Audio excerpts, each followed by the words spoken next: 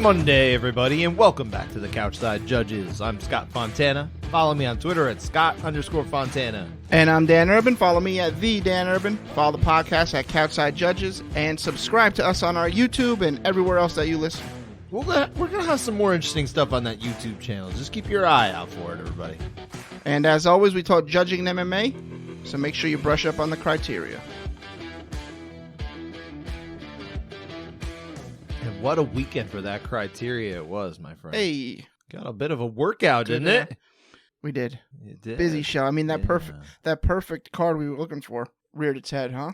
Yeah. That was not, no, but it provided some very interesting scoring that we're going to get into in just a little bit. But before we do, some brief thoughts on the UFC on ABC main event from Jacksonville, with Ilia Topuria, of course, getting the clear, impressive victory over recent interim featherweight title challenger Josh Emmett. Looked super great. He looked fantastic. I think a lot of people saw this coming, but maybe not to this degree over the course of the 5 rounds, because it was an entertaining fight, not a particularly close one, especially as it went on. No, wasn't entertaining. But the questions that I have for you, I guess it's one question encapsulated with a few here, is what should be the plan for the 145-pound title picture here? Because now we've got Topuria.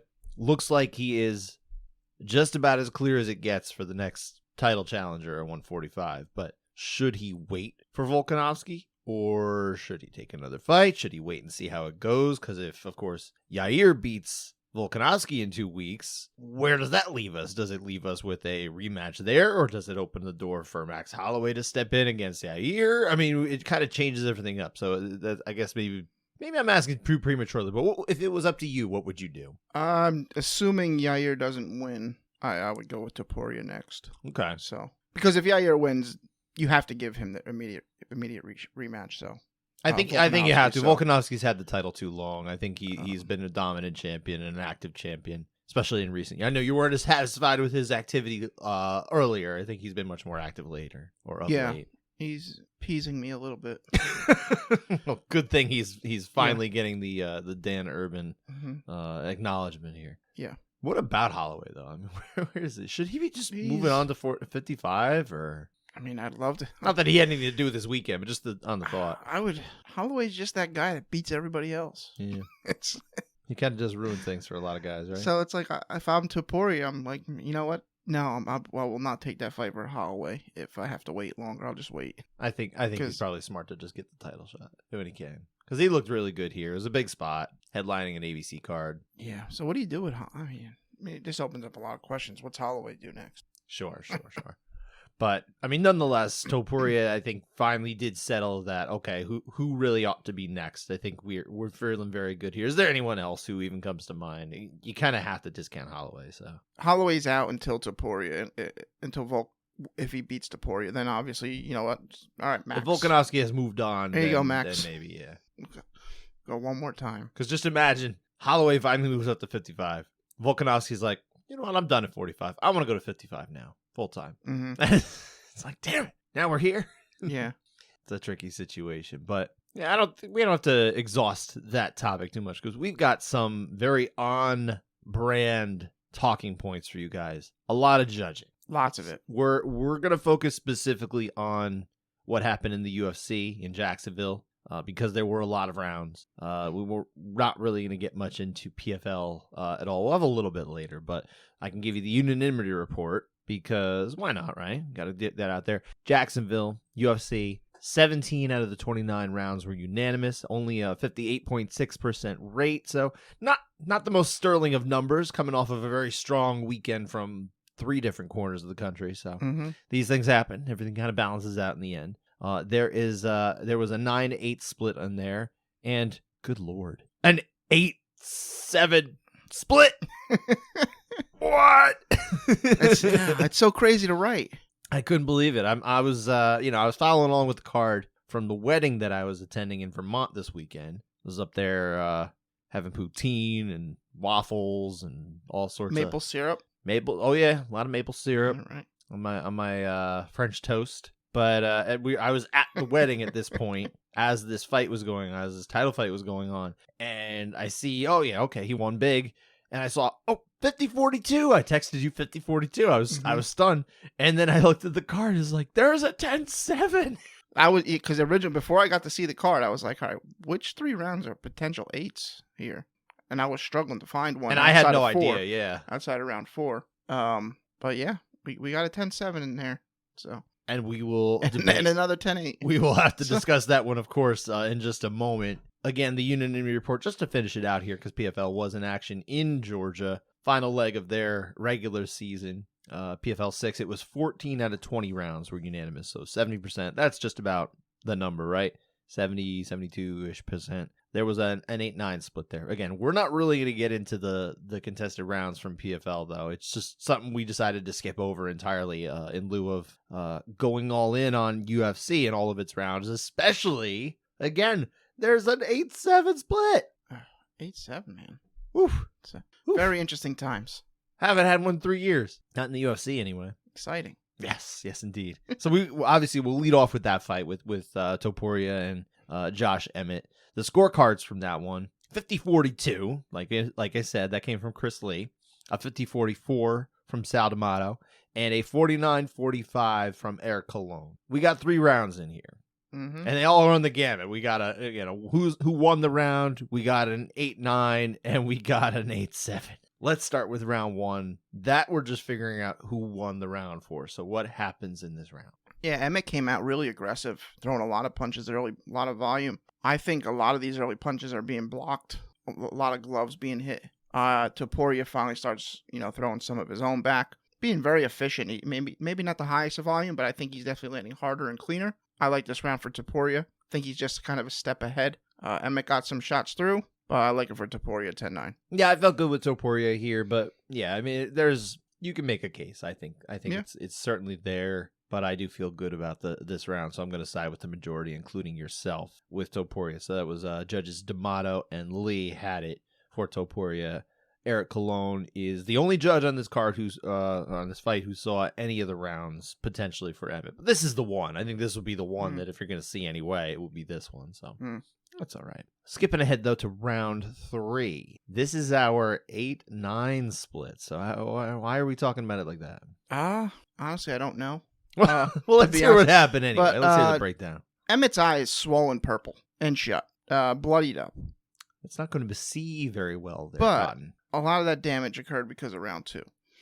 Emmett is landing a few shots. He's just behind. Topuria's a step ahead, and he's smacking him pretty good. It's a competitive round, but I do think it's quite clear that Topuria won this round. I don't think it reaches a 10-8 level. Yeah, I just felt like this was like a clear 10-9. I don't even feel like this was necessarily a 10-8.5. Yeah, I thought it was just a really good 9. I think it's a competitive round. Yeah. Just clear for one fighter. Especially later on. There's some moments there from Emmett where he looked like he got a little bit of signs of life in there, and it just, I didn't really see a great 8 argument here. Did you see his face today? No, not today. Awful. Sunday, no. Awful. It didn't look great yesterday either. Yeah. I'm sure his mother still loves him. Yeah. They do that. No, I didn't see, though. I'll have to look that up later. Maybe I'll look it up during the show in a bit. But we've got to focus on these rounds here because we really got to get to the most intriguing round of all.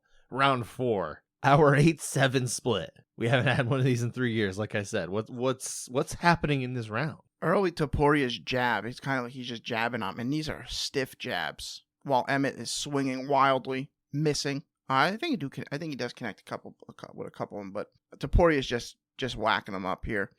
Ends up dropping him. Topuria swarms, landing some shots, looking for a finish. Emmett's able to survive. Gets back to his feet, but he falls back down. This is weird how he kind of falls. I don't know if he got hit by anything, but he kind of just falls back down. Well, his leg had been kind of beat up a bit too, right? That could be. So he goes down again, and Topuria just gets on top and mounts him and just punches him till the bell rings. Big damage in this round. Big round by the end. Yeah. It took a little bit for it to get really there. Big damage, slow burn into a roaring flame. I just have a 10-8 here. I think it's a strong, solid 10-8 is the score. It's a great 8. I think it's a great 8. I like seeing 7s. Don't get me wrong. I would love it if the criteria was reworked, and we talked about this ad Yeah. nauseum. I'd love it if the criteria was reworked so that a round like this is supposed to be a 10-7, and that's just everybody looks at this and they say, well, that's a 7. And there's not even debate. I just don't think we're there based on the criteria, based on the way we were taught to implement the criteria at ABC. I don't see overwhelming all 3Ds. I don't see overwhelming, that probably gets to overwhelming damage near the end. I don't know if it quite gets there. It's really close. If not, it depends on what overwhelming is, I guess, right? But the other 2Ds, I think, are more the issue. We don't really have overwhelming duration because it's not like this was a bell-to-bell beatdown by any stretch. No. And I don't think we have an overwhelming outclassing in the striking/grappling departments here. I think it's, I think there's a solid edge there. I think it's very good. I see an 8. That's all it is. I just see an 8. 8's the score. I do think it's big damage. This is the round that. Do you think it's 7 level damage? Just damage? I think we might be there. I think it's possible, but I think you probably still innovated. I would love to hear what a judge thought because they're the ones who kind of set the bars. You know what? Maybe not, because here's the thing. Never am I feeling like, I can't watch this anymore. Yeah. Type of beatdown. Yeah, you never had that. I never had that. So maybe it's close there, but I don't know. To kind of recap, for those of you who either did listen and had forgotten or maybe who had missed it the first time, but Dan and I did an episode at the beginning of the year where we just looked at high, unanimous 8s and rounds that included a 10-7 in the UFC since 2016, right?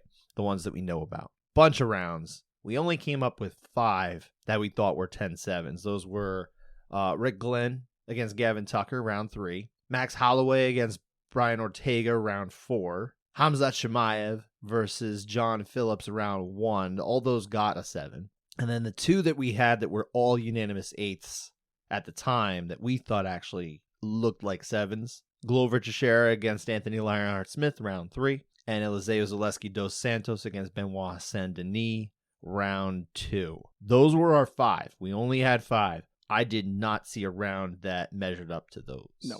We looked into this a lot this year. It's kind of fresher in our memory. I just don't see it.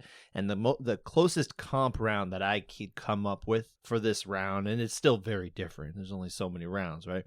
The closest comp round that I came up with is Khalid Murtazaliev, who got 1-10-7 scorecard against CB Dalloway a bunch of years back. And that's a different case, too, because I think we had at the very end of that, and oh my God, stop the fight level damage by the end of that round. It just didn't approach that here. No. So I don't feel like that the damage there should be. This looks like a lot of 10-7, excuse me, a lot of 10-8s that we've seen, like good 10-8. It just looks like those. I think that's what it is. So as much as I like to see it, and kudos to Chris Lee for pulling the card, at least. I think that might be the first time he's done it, to my knowledge. I just don't think that was warranted here, unfortunately. And he, by the way, I don't think I mentioned it when we were talking about that round, but he was also the 10-8 the previous round. It's almost like he was just like, yeah, let's just push it. Let's just push it real good. We're gonna push it. He was feeling whatever Ilia Topuria was doing on Saturday afternoon in Florida. He was all about it. He thought it was good. And this was home field for Chris Lee, by the way, Florida. Mm-hmm. But yeah, I don't see it, unfortunately. I want it to be. I'm sitting there. I would like it to be. I didn't see it. So I think we'll have to kind of be mindful of the fact that at least they're pulling the card, but maybe figure out when the right time is still, How do you know? Who thinks of it in the moment? Who thinks of it in the moment is the thing. Very few people really have thought about it in the moment. It's not pulled often. The funny thing is, though, is that Josh Emmett, if I'm not mistaken, is the first fighter in mixed martial arts history to have been on both sides of a 10-7 round. Wow. Yes. Hey, making the record books, Josh. Yes, he is. I don't really have any much more to say about this. I mean, we could beat a dead horse, but I think we've kind of got it. Wild to see. Wish you'd be more warranted. Right. But that's about what I thought. In the end, it didn't change anything. No, it really doesn't. I mean, that's the thing about it. Oftentimes when you see the 7 pulled, it's not going to greatly influence the winner of the round of the fight anyway. It gets stopped or it's already a beatdown and it doesn't make a difference. But you just want to see it applied correctly. And we are still at the point, by the way, that to my knowledge, we have never had judges agree on a 10-7 round in the moment. It's always been the out card was a 7. So maybe one day we'll get that. Be wild the day we get Hopefully a 7, that 8, man and or 9. woman is okay by the end of it. Be wild the day we get a 7, 8, and a 9 on the same round. Let's hope not. That would be wild. I think our heads would explode. I don't think we can handle that. Texas, do your thing. But anyway, so the majority scorecards which we had in those cases were by judges D'Amato and Colon in rounds 3 and 4. But that's about it from this fight. There's really not much more to say. We could maybe just talk about the idea that, hey, they kept that fight going after they checked his eye and looked like it kind of didn't work anymore before round 5. That was a little weird to let that go. Yeah, well, I mean, we're going to get to it, but the doctor seemed like he wanted to let another fight go. Yes, we will definitely get to that later, but that was another observation I'd had. We can save that for later, I guess. Yeah. Let's move on to our next set of contested rounds. And this was much earlier in the card, but I wanted to move it up here because it was a 2-round split decision. We had 2 rounds that were split off, right? Jack Jenkins gets the win over Jamal Emmers. 29-28 twice for him, and then a 30-27 the other way for Emmers. We've got rounds 1 and 2 to talk about, so let's start with 1. Well, I want to say with this fight, I was tweeting with Spencer Kite. And I said, and I was like, brace yourself for everyone calling this a close fight during, and then a robbery after. He's like, and he made mention of that as well. It's like, yeah, stop flying off the handle. And I was kind of surprised it wasn't what I was expecting, but I was making sure we were prepared for that. That is absolutely true. That happens all the time, man. You sit there like, oh, this is close. And then they just go ballistic because they forgot what happened 5 minutes ago. Yeah, so round 1 was a really close round. Emmers was landing good to the body and to the head. Jenkins landed a couple strong leg kicks, good body kicks, one upstairs to the head. A very competitive round. I think Emmers was a bit more effective, a bit more volume. Very close round. I scored for Emmers 10-9. I also had it for Emmers. Again, this is a close round for sure, but I think the volume really did it for me here. I think it was enough to overcome the kicks. Yeah. I mean, those kicks were good. He started the first couple, and he's like, Emmers was like, oh, those are strong there. I think he was able to climb back into it pretty well, and it wasn't like he totally had taken command and lead of that round either. Right. So yeah, I thought Emmers was doing pretty well there. Not that you couldn't see it the other way like we see here. So close round. I saw it like you.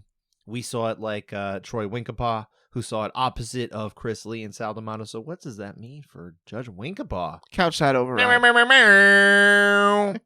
going to set that one down with the alligators. There, I have a messenger alligator. More reliable than the post office, okay. I hope. All right. You might eat it, though. I don't know. We'll see. Round 2. I thought this was a very close round. Early Jenkins continues with the strong leg kicks, good combos. Left hand upstairs seems to be, where it's at for him. As the round goes on, Emmers starts to pull ahead with his boxing combos. Good to the head, good to the body. Really close. Jenkins does find the back late, but he shucked off so fast. Emmers ends up on top. That whole ground sequence lasted about 20 seconds. It wasn't heavily weighed in, but 10-9 Emmers for me. I think for me, I saw it the other way. I saw it for Jenkins. For me, I thought that the leg kicks actually were a little bit more meaningful in the context of the action of the round here than they were in the first round. Not by much either, But that was what basically swayed it for me. It was the kicks in this round. I thought were just a little bit better too. A little better reactions. Clearly diminishing his opponent. Fair. I felt. So yeah, I saw it. I did not see it the same way as you. I was with Judges Lee and D'Amato. You stuck with Judge Winkapaw, who does not get a second couchside override. But as the way we scored it, we actually ended up scoring the fight because we deferred to the judges on round 3. We ended up scoring the fight for Emmers.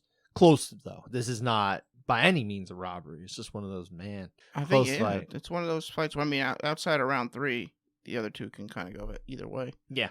So I think so. But yeah. That's the way it is. We got one couchside override, though, out of the way. There you go. Let's move on to a fight that I think I know we both thought we were going to talk about, and we ended up talking about it. Joshua Van getting the win over Zhalga Zhumagulov. Split decision. Shocker. 29-28 all around. Round 3 is our deciding round here. So what happened? Close round. Zhumagulov's landing a couple decent shots. He's in and out. But it's Van who has the heavier impact, more volume. It's close. The jab in the right hand from Van is the story of this round, and really the story of the entire fight. I think it's his round 10-9. Do you think that the Patty Pimblett haircut that he went with did anything to make it easier to see when he's hit? They mentioned it, but yeah, it does make it easier when his head, his hair's whipping around. But whatever. I mean, I don't think it's that big of an issue. I know. So. I'm teasing. I saw it the same way you did. I saw it for Van here. It was judges Eric Colon and Sal D'Amato who also saw it that way. So we were in the majority with the traveling judges. It was local judge Barry Luxembourg who saw this for Zuma Gulov. Close enough, Dan? Close enough? Yeah, it was close enough. It was close enough. But, I mean, at this point, we really are able to predict that Zhalgas Zumagulov is going to be one of the... We got to keep the streak going. We actually have to... I don't think I made a pick of which fight we're definitely going to be talking about this weekend, but we might have to do that when we get to previewing this weekend. I mean, well, this weekend's so terrible. I know. Anyway, but it might not be worth your effort. Everything's worth my effort. Oh, okay. Maximum effort, my friend. We got listeners. I owe it to the listeners. Oh. I do it for you, dear listener. But next week's going to be a late episode anyway, later in the week. That's true. Yeah, So. we was going to say it at the end, but we are going to be delayed a few days. Dan is in Vegas, not at the fights. I'll be at the World Series of Poker, though. That's not the fights. Fighting on the felt. Dragging pots. Hopefully winning a bracelet. What does dragon pots mean? It means you're dragging the pot. Oh. I want to wear out from the center of the table to in front of me. I want to wear out the felt there. Just keep dragging pots after pots after pots. Mm. That's what we're going to do. I learned something new. I'm not a poker guy. It's all right. Go for that royal flush. Fine. I recommend you play it. I'll take any hand that wins. That one should win. Doesn't have to be a royal. But it would win. It would win. Yeah. All right. Go for the go-go plot every time. I guess. Yeah. You also don't want to cripple the deck. A royal flush, I might not win no money with it. Might just be a small pop because I cripple the deck. Poker reminds me of baseball in that sense, where you can have like a slap, bloop that just kind of drops in. It's like, well, that's a crappy hit, but then you could hit it, 110 miles an hour, and it could get caught at the warning track. That would be losing to a one-outer on the river. I'll believe you on that one. Okay. Let's move on though. Let's get back to fights. We've got some more rounds to do. We're only halfway through. Although we're gonna knock out a good chunk of them here. Yeah, it's a good fight. Neil, it wasn't a good fight. It's a good fight to talk about, I guess. Yeah, don't lie about this. This is a bad fight. It's actually not a good fight to talk about. Neil Magny against Phil Bro, split decision, almost like a mirror match. These guys are in build, in size, in the way they kind of fought too in this fight. A mirror match here, 29-28 all around, but every single round is a split round here. You know where we got to start? Yeah, round one. one. Listen, before I get into this, 30-27 both ways is a fair score. Yes. Let's start with that. Mm-hmm. The voice of reason, Adam Martin, said that on the broadcast. Don't give him any. No, knock it off. Anyway, a grind him out fight against the fence pretty much is the summary of this entire fight. They spend a ton of time there. Magny's landing some knees and punches in the clinch. Rose did some decent work in the clinch. At distance, Rowe landed a couple solid right hands. Magny has a nice flurry. I favor Magny, 10-9. You described that one way. I'm going to describe it a different way. Okay. This is the way I described it to my wife, who was in the other room getting ready. I said, you know what happens when my youngest son goes up to our oldest son and gives him a hug and spins him around? Mm-hmm. It was like watching that for 3.5 minutes, except against the cage. Because nothing happened for a good long time in this round.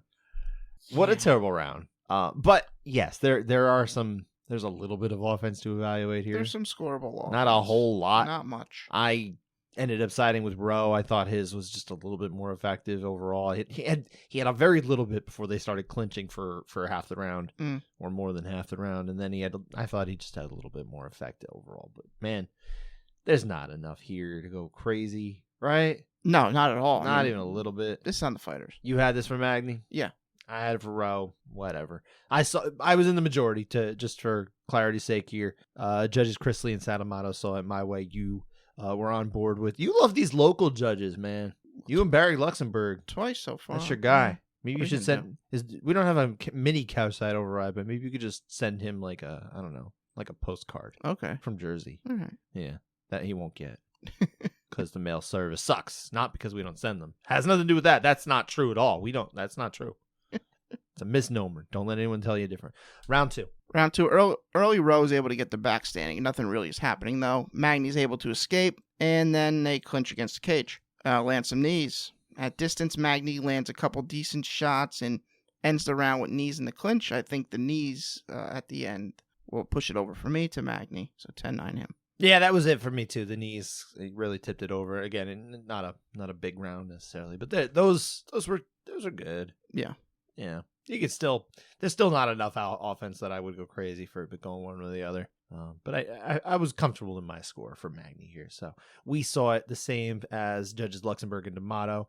Chris Lee was off on his own here, but yeah, no one should get worked up about this, as we've said before. Round 3. Another really close round, spent mostly in the clinch against the cage. I think Magny wins the round, but it's so close, and no one separates himself from the other guy. It's super tough to judge, razor thin. I think Magny won it based on his clinch striking.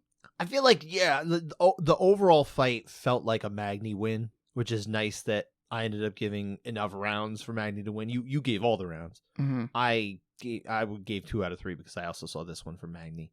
Just like judges Lee and D'Amato did. It was Luxembourg who was on his own.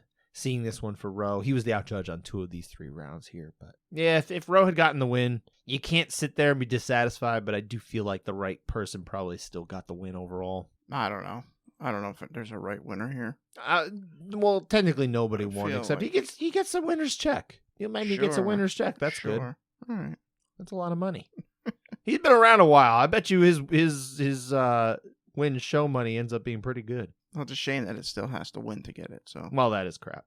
But that's a conversation for another day, isn't it? We're on the scoring today. We got enough scoring we can talk about. Mm-hmm. We don't need to reach for straws to get more conversation in here, right? That is it for the split decisions, though. We still again have 3 more rounds to get to, 2 of which came a unanimous decision victory by Tabitha Ricci, the Baby Shark, getting the win over Jillian Robertson, 29-28 twice, and a 30-27. So we got rounds 1 and 2. Start at the top. Competitive round, but Ricci countered well, got a couple takedowns where she landed a shot or 2 before then she let Jillian back up when she started establishing her grips from bottom. It's kind of close. I think Jillian did decent on the feet, just not better. So I like it for Ricci here at 10-9. Robertson's okay on the feet, but yeah, it's not her world, and I think it showed. Mm-hmm. I do feel like it's not like so crystal clear. I'm almost like it's a close but clear for Ricci here. I don't think it's quite gets there, but I'm close, man. I'm really close on it. Like I'll give Luxembourg this. I don't think it's the worst thing. So, but I'm so close to being like, I don't know. Here's the thing: when they land, there's not a big reaction coming from it. Sure. It's the impact isn't that visible. There's like one punch that gets through for Robertson. I want to say it's like midway through the round. Do you remember the one I'm talking about? Not really. Oh, this particular one was kind of the one that I was like, all right, at least she had something in there. That's not bad. It's not enough for me to have gone that way, but I don't know. It's a close enough round. But like you said, there's not a lot of 7 power being landed here, 7 out of 10 power shots. It's more like 4, maybe 5 the most kind of thing. And it's not like Ricci's shots are changing Robertson's course. Not necessarily, but she's not winning either, in my opinion. No, she's getting punched in the face, for sure. But yeah, like I'm saying, it's not obvious that she's, hurt by these things. Sure. But yeah, so like I said, Luxembourg was on his own. Judges D'Amato and Lee had it the same way we did. Round 2, though. Yeah, it's another close round, and it's because of what I said. Strawweight's immediate impact is very low, and it's tough to to decipher. Often. Yeah. I think Ricci landed good combos early and throughout, but Robertson started to find a home later in the round, busted up the nose of Ricci a bit, and this is where you finally do see some, effect coming from it. Sure. It's a close round, but I do think Ricci was better, 10-9. Yeah, I do too. This is a little bit closer. This is a little easier to see the counter argument, but yeah, I still feel like this was Ricci's fight in this round as well. So yeah, not the worst. Judge D'Amato was the lone judge this time. He's the out judge. Not crazy. No, not crazy at all. Especially if the last one wasn't crazy, this definitely isn't. This is much closer. So yeah, we saw it with judges Lee and Luxembourg in this case. But the right woman won here, of course. Like I said, Tabitha Ricci, I think, was the winner. The Baby Shark continues on. Baby Shark. No, we don't want to get sued. Cedrikas Dumas getting the victory in our final round here over Cody Brundage. It's opened up the fights, too, for the day, which was a lot of decisions. 30-27 twice and a 29-28. We're only talking about round 3, an inconsequential round. at the end of the day. So what happened, though? No one saw this one coming, this performance from Dumas. Anyway, Cody Brundage lands a nice right early, dives on a takedown, gets it, locks up a decent arm in guillotine, but, Dumas slips out and he's on top in guard. Nothing much happens here. Dumas rides out the round on top. Brundage was looking for an arm bar. Wasn't close. Few strikes from bottom. It's not really a lot of effective offense from both sides, but I think Brundage had more. In the grand scheme of things, it really didn't matter, but 10-9 Brundage. I felt like there was a little bit more of the effort to do something with the grappling, and that helped a little bit. He sort of went for the guillotine that he likes to go for. It wasn't really. He went for it 30 times in this fight. Well, he goes for it 30 times in every fight. That's just the way it goes. It's Cody Brundage. But yeah, I think you can make a better case for Brundage here, but not a distinctly better one, Okay. So I sided with you. I saw it the same way as you for Brundage. All right. Eric Colon was the lone judge here. It was Troy Winkapaw and Derek Cleary who saw it for Dumas. But, again, we're talking about an inconsequential round. Didn't matter who won this. Everybody had him up 2-0 Dumas. Nonetheless, we saw it for Eric Colon. So what does that mean for Eric Colon? Couch side over. I mean, I could probably drive down to South Jersey and figure out where his gym is or something like that, and yeah, just drop it off. But realistically, I'm gonna give the post office another chance. All right. I want to see if they can get it done. It's in state. Let's see if they can get it. And that is it for the contested rounds for our show. Kind of got through those quick. We did. I mean, how much more can you really say? We didn't have great beef with anything. Yeah. Other than maybe the 7, but that's it. That's the funny thing about the 7s. We're so excited about it, but it's we kind of just shot it down and was like, well, what else are we gonna say? Neither one of us felt very strongly about the counter argument, Mm-hmm. So, but it's still exciting to hear a 10-7 be put out there again. Just the idea that it can still happen is kind of nice. Kind of just a reminder. Just a reminder. Hey, this score exists. It does. You can use it. How about we figure out a way to write it so that it can be used in a round like that? That would be great. Maybe the Rules and Regs Committee will look into that. I can always pray. But that was it for the contestant rounds. Like I said, there is, we alluded to this before, there was a little bit of adventures in officiating from this card because one of the ABC aired fights, the heavyweight fight, Justin Taffa against Austin Lane, was ruled a no contest after, what was it, 2 minutes into the fight roughly? No, 29 seconds. 29 seconds. It was even quicker. 29 seconds. Fight was over. Yeah. Justin Taffa takes a disgusting poke to the eye from Austin Lane. And he has big hands. Huge hands. So his fingers are... Which bloodied the heck up out of Justin Taffa's eye. It was leaking blood. And you got referee Dan Mergliato, who's the only human... Well, that's not true. Mark Goddard was in town, too. He could have done this. But we had Dan Mergliato in this one. And he was like, oh, yeah, maybe we can get a towel to wipe off the blood from his eye. And it was like, as the doctor's trying to check him out. I'm like, that's not a good sign, Dan. It seemed like the ref and Big Dan wanted to give the full 5 minutes. The doctor. Yeah. Oh, yeah, I'm sorry. The doctor and Big Dan wanted to give the full 5 minutes for calling it. Regardless. Which is fine. I respect the process. But Taffa's saying it's getting worse. Yeah. So, I mean, I don't think it gets worse before it gets better. No, I would say it's probably at that point, it's like, yeah, we got to call it. It's like, it's bleeding, it's bad, he can't see it, just call that. Yeah, that was, obviously we did end up in the right position, and, I think there was talk like, oh, maybe this should be a DQ. Taffa thinks so. That's not the way it works. Sorry. Taffa I'm sorry, Justin Taffa. That is unfortunate for you. That's a no contest. You don't get a win for that. It's just the way where he didn't mean to poke him in the eye. It was incidental contact. I can't make a case for it. But we would take a point from, say the fight started, you'd have to take a point. You take 2 points from it. That's fine. Yeah, so why is 2 points good enough punishment, but a DQ is too far? Because I think this is completely incidental. It's one of those things that we see in every single fight. Yeah, I don't know. I feel very okay with this being a no contest here. Well, that's what it would be. But, I wonder if would you change it? Like, can you change it to any foul that you do, accidental or not? If it ends the fight, you lose because you caused it. I don't know, maybe. Technically, it's up to the referee. The referee can kind of do as he pleases. But if they wrote it as that, any foul that ends a fight, you lose. Well, that would hopefully give people some pause, but most people don't read the rules, so maybe they wouldn't notice. They don't listen to the rules. I don't know. I'm very okay with the rules being the way they are, actually, and, Alright. and for this to be a no contest. It sucks. This is really crappy, and this is another situation where it's like, well, this is where win show really sucks. Yeah, there's no need for a win show anymore. What are the managers doing here? Would be nice if the managers were able to get that going, but I don't think they have a lot of traction. They don't have a lot to say. Just be like, we're not taking a win show. That's it. Pay me a flat rate.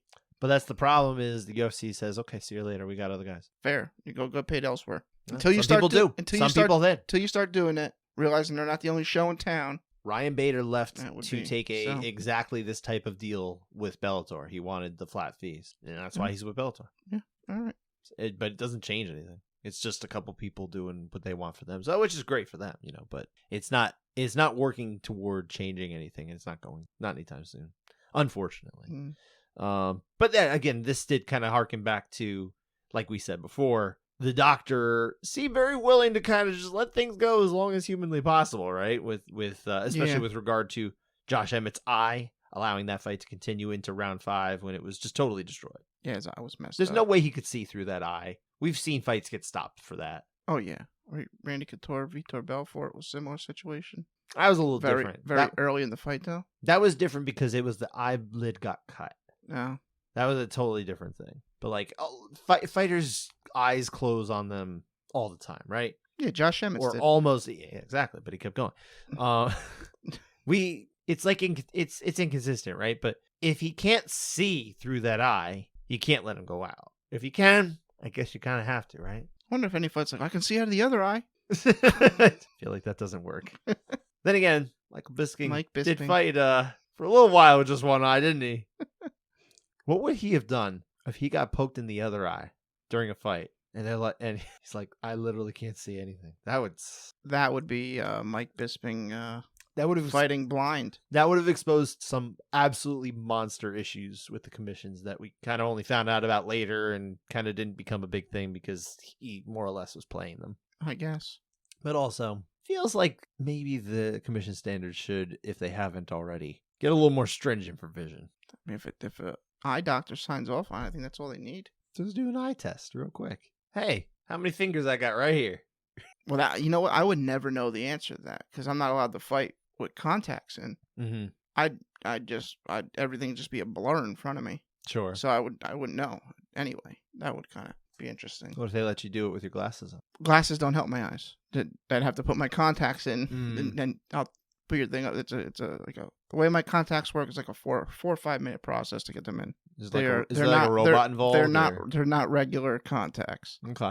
I got to use a plunger. It's a process. Like from the toilet? Similar, yeah, but it's much smaller. A little cleaner, maybe? Yeah. Okay. That's good. All right. That's good. We can move on. We can move on. Absolutely. We're done with the eye care and everything like that because we do have a little bit of PFL we're going to talk about. Not the contested rounds. We're skipping them. There were 6, like I said. You want to know? Yeah. Sorry. I can share them one day, maybe. I have all the cards. But anyway, we do have a 10-7 watch round here. And the 10-7 watch, of course, we actually had something for the actual 10-7 watch because we found one. Well, we found one that was identified as one that we evaluated. But we have a unanimous 10-8 here over at PFL. So let's do what we do with these unanimous 10-8s and figure out, was round 3 of Shane Burgo's 30-26 unanimous all 3 cards victory over Yamato Nishikawa, was this a 10-7? Should one of Will Fisher, John Merigliano, or Monica Ridgway have pulled that trigger? No, I don't think any of them should have pulled the 8 either. There's not a strong case to make for an 8. So obviously 7 is not even in the realm. It's one-way traffic, no doubt. Burgess doesn't do big damage. It's an easy 10-8 and a half. I don't even think it's that. No, I don't even think it's that. He's in guard the whole time, staying very active, but there's no dominance. The damage is okay, I guess. I think the damage is fine. But I think you've got enough for the 8. You just have a good 9. There, I wouldn't even. I don't think I go in our CSJ. I don't even think I go 8. I think this is just only way to score is a 9. No, I see a CSJ 8. Oh, I do. No way. This is just not that good. No, I'd fight you on this one. He's not even doing it. Look, He's not trying to finish I already the fight. threatened to fight my brother-in-law today. Don't make me fight around to fight you too. He's not even trying to finish this fight. He's not. You're right. He is not trying to finish this fight. He's not trying to pass the guard. He's not trying to advance. And he ostensibly needs to finish this fight to get into the playoffs too, which we'll get to in just a moment. This is just a solid 9. And then, and to go further, Mhm. I don't know if does PFL provide screens. I don't believe they do. Okay. I can't answer that with 100% certainty, though. Because if they did, and the judge had to use a screen, and it goes to the ghost cam, which is the worst view of the of any broadcast How dare possible. you? It is from across the cage, behind the fighters. You can't see what's landing. Imagine a judge has this normal view he has to deal with regularly. He looks to his screen because he wants to see what's going on, and he has the same exact view. Ghost cam is garbage. I can see the cage. I can see the gauge, people. Do you think any of the camera operators of the ghost cam are named Casper? That'd be pretty funny. That'd be cool. Yeah. Yeah. Yeah. Like, I get it. This is absolutely not the strongest of 8s. It's not an 8. Feel like I'm with you too. I'd probably lean to the 9 than the 8, but I prefer I do this. feel like this is a CSJA. That's where I would push back on you. I prefer the 7 in round 4 of Emmett and Topuria than the 8 in this fight. I think this is a weak 8. Weak. Well, I mean, it'd be more fun to get the 7, obviously. But Very weak 8. And so I'm actually shocked it's unanimous. this must be just the way these judges in Georgia interpret an 8 to be. Like, if it's okay, if there's no other way to score the round, you go right? 8, I guess. I don't know. Like, that Did weak. I don't like this as an 8 at all. All right.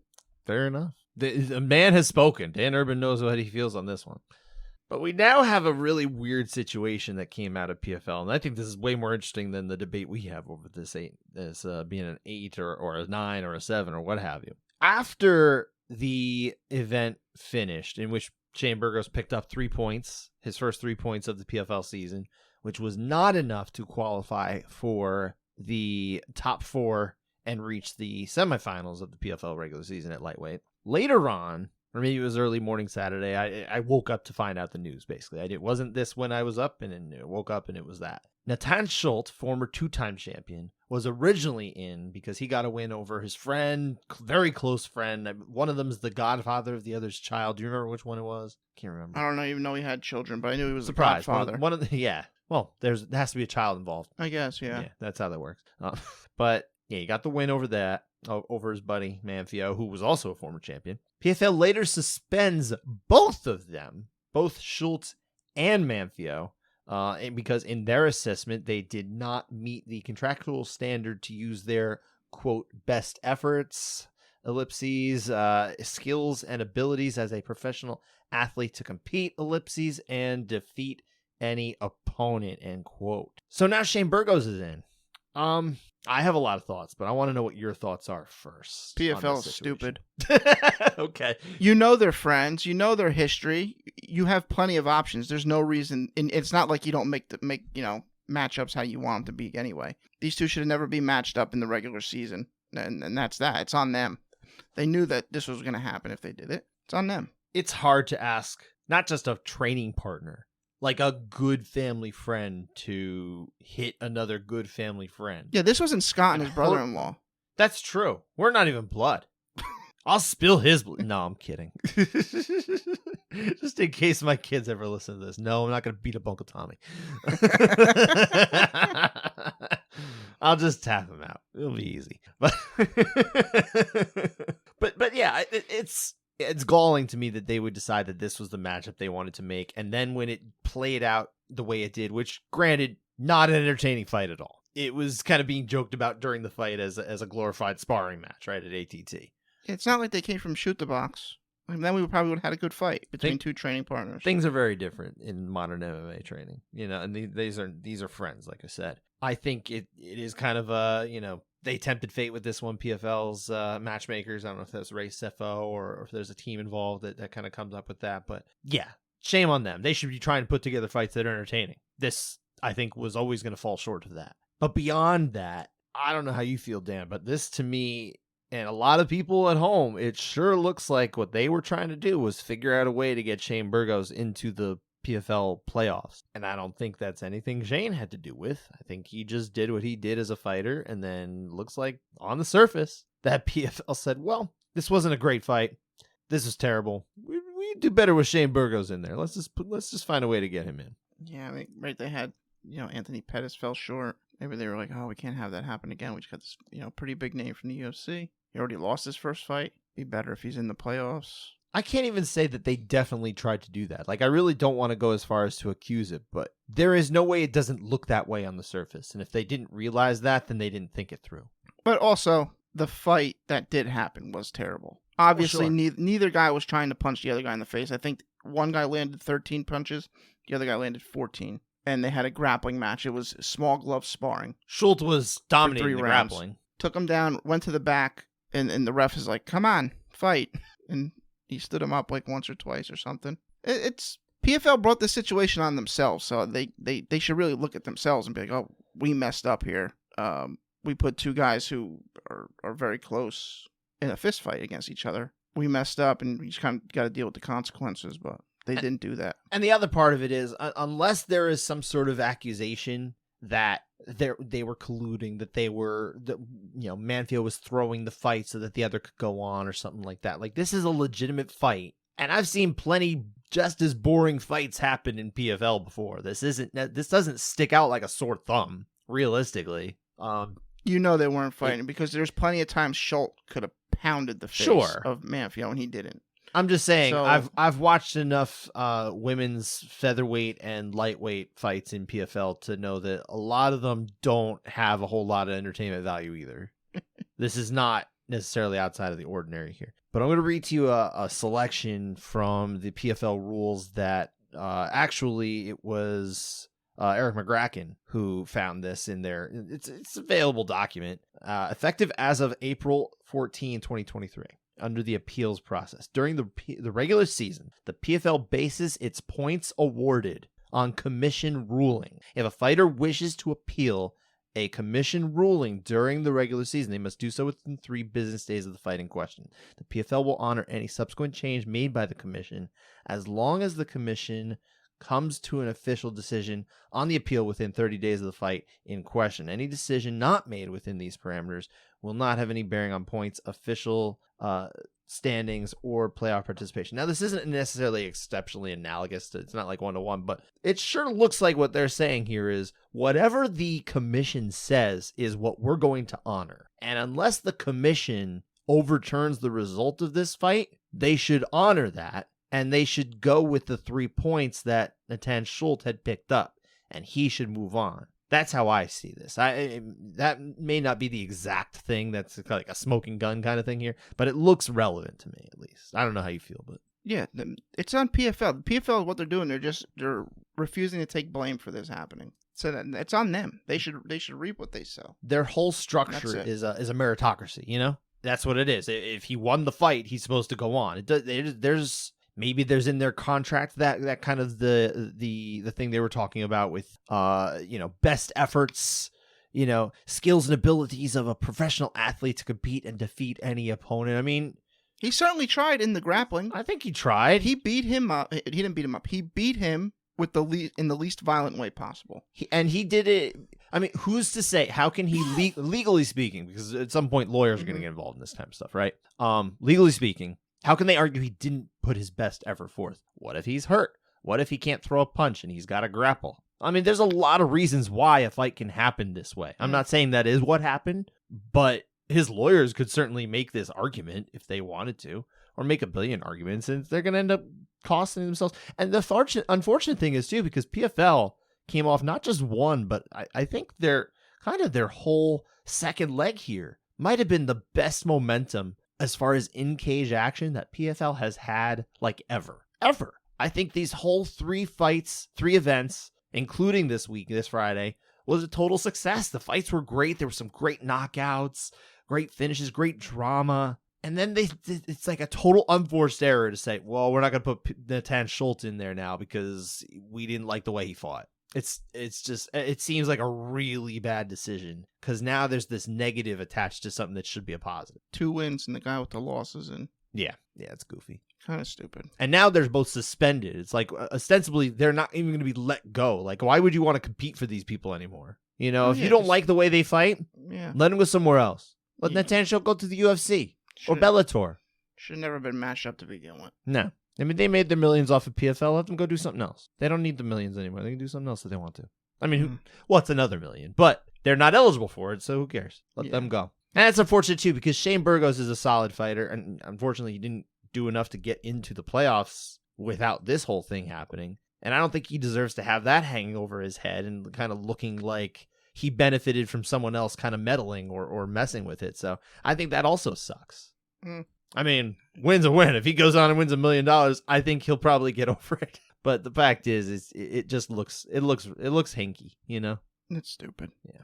Anyway, that was probably the most passionate thing I had of the weekend. I was a little fired up about that one, but I waited. I kind of read about it. I want to stay my cool because we're now almost 2 days since I found out, so I just don't like it, and I think they should not maybe go to that next time. They should be a little more cautious. But I think we can move on. Let's talk about our favorite finishes at least here, because again, there were 8 finishes in PFL, 7 KO or TKO, 1 sub, 2 of the fights ended in the first round. Over at the UFC, we had 4 finishes because there was a billion freaking decisions, right? 3 KO, TKO, 1 sub, 1 of the fights ended in round 1. It was the sub, actually. What was your favorite? Macy Barber smashing the crap out of Amanda Hebus. And just like LT said, she went out there like a crazy dog. I didn't think you were going to pick wild. This one. It was a good finish. It was a good fight. It was almost Brendan Allen, but it wasn't. Mm-hmm.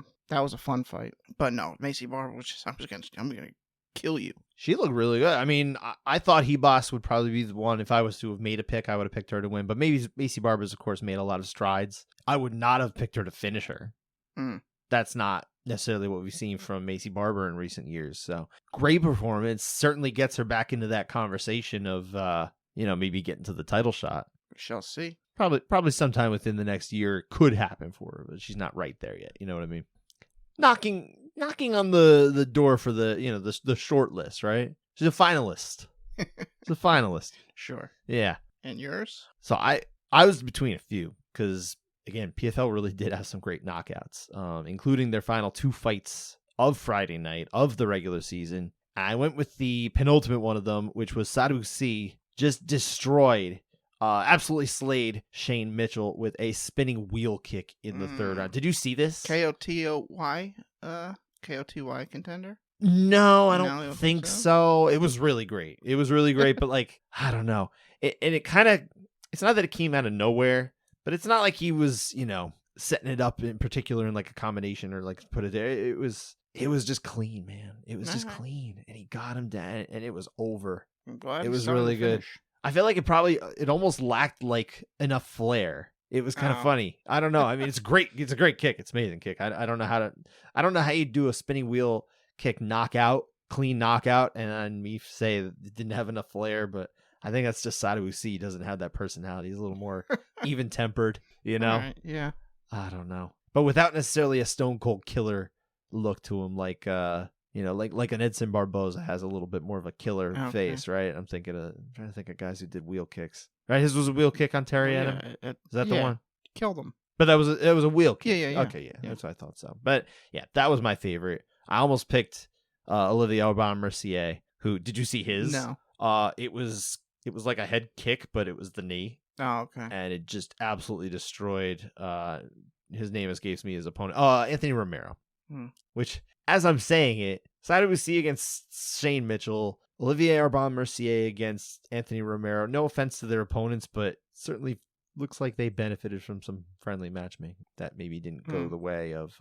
And honestly, Shane Burgos too. I did not think Yamato Nishikawa was necessarily the opponent who's going to give him problems. So if it looks as soft as it is, it takes a little bit of the meritocracy out of it, right? But that is it for the weekend. We can look ahead to a really crummy UFC card. I don't think it's as bad as it's not good. But I actually like a couple of fights. It's like, listen, we got a card that we have to put on before International Fight Week, which is going to be a crazy busy week for us. Whatever, just get some fighters out here and let them fight. Look, they got to meet 42 obligations a year to ESPN. This is one of them. Sometimes it works out that way, right? So we've got another Sean Strickland card headlining against Abus Magomedov, who new on the scene for the UFC at the very least, but he does have Magomedov in his name, so one has to suspect he is the favorite. I think that's kind of the way it goes. Possibly. I mean, whatever. Obviously, a win here for Magomedov would jump him right into the mix of potential title challengers, because we are thin at middleweight. It's pretty much Sean Strickland and whoever beats Sean Strickland. So we'll see. I'm curious to see how this fight matches up, but it does feel like a little bit of a strange matchup. Weird. Oh, listen, I'll totally be into it. I'll be in Vegas for the weekend. If anyone wants to bring me to the Apex to watch it, I'll be down to watch it. Keep your afternoon clear. It's 4 p.m. Eastern time main card, or Pacific time main card, so 7 p.m. Eastern. So if I'm out of my World Series of Poker event, or if you win enough money, watch and fights. Then, whatever. Maybe they'll pick because it's not probably a cheap there's ticket. probably It's no not a bad cheap seat. ticket. There's probably no bad seat in the Apex. There probably isn't, but I think it's extremely expensive. Oh no! I'm only going as a guest. Oh, I won't pay to go see this. Oh, I understand. Yeah. Gotcha. So if someone wants to bring me, I'm in.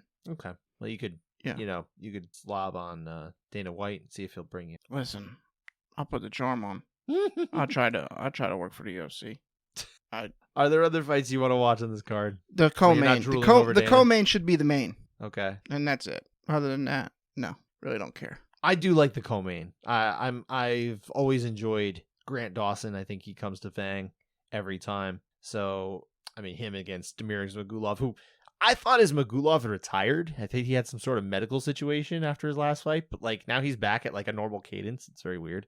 Maybe he got a second medical opinion or something like that. I hadn't gotten the chance to look into it, but no, I mean, it's good. It's good that his career didn't have to end outside of his control, I guess. Yeah, right?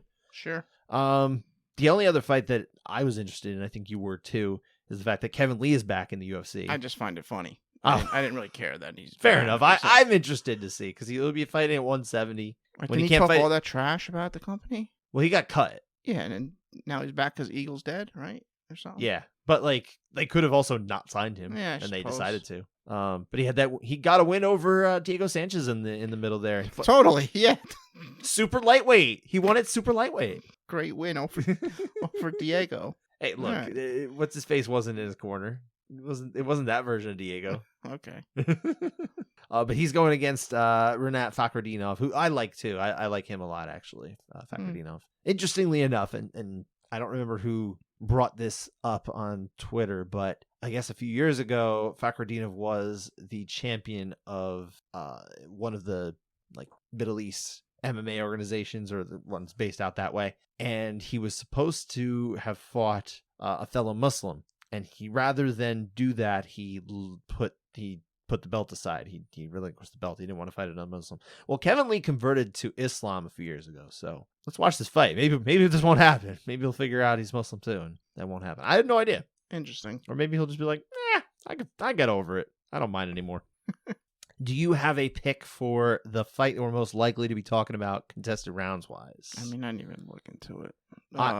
I'll give you one. I feel like there's a decent chance that we're going to be getting Yana Santos and Carol Hossa. Maybe. Probably. Women's featherweight. That feels like it's destined to go. But there's not even a champion at women's featherweight anymore, and I'm pretty sure they're killing that division, so I don't know why we're having it's probably made a women's featherweight fight. Made. I guess it might have been. Yeah.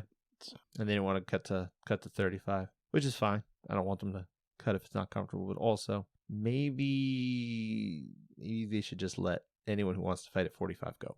Yeah, I mean, actually, Benoit Saint Denis and Ishmael Bonfim might be pretty good. I like Bonfim. So both of the Bonfim brothers. Right? Gael is the other one, I think. I don't know. I know there's another one. I don't know his first name. Well, they're pretty good.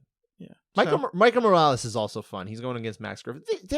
There are fights on this card that realistically could end up being fun. I really do. That's how they tend to work out these cards. But I think you can even see it like on the surface. But it's not stacked in any meaningful way whatsoever with like ranked guys. Like one of the highest ranked fights here, I think, is actually the curtain jerker at heavyweight, Alexander Romanov against Blagoy Ivanov. But that fight, if it's not a Romanov like scarf hold in the first 3 minutes, I feel like we're going to get a really 15-minute boring heavyweight fight. Hooray. So I can't say I'm looking forward to it. But yeah, just a reminder, we will not have a Monday show, very likely. Unlikely. Miracle might change that, but probably not. So what do you think? Tuesday, Wednesday? I don't get home till Wednesday. Wednesday, oh geez. So, well, we'll have to figure it out for you guys. We will get to you later in the week with a contested round. So stay tuned. Sorry, you have to make you wait. Blame Dan. Yeah, blame me. But thank you, everybody, for your patience last week and for your patience this coming week. I know things are weird. We're going to get back to smoothness soon. Don't worry. Thanks for listening. Take care, everybody. Have a great week.